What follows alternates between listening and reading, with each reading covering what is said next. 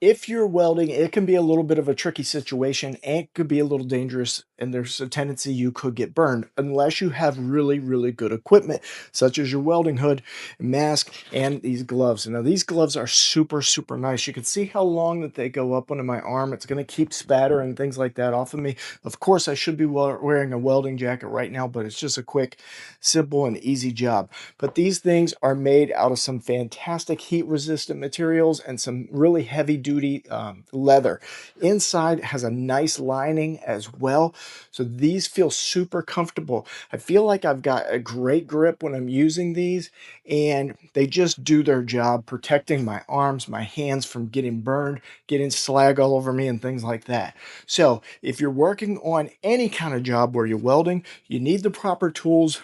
These gloves do the trick. These were sent to me in order to try out and give my opinion of. I absolutely love them. I don't do a lot of big jobs. I usually do things like welding up a bracket like this from time to time, but that means I've got to be safe when I'm doing the job. So if you're welding, you want to make sure you have great materials like these gloves, check them out.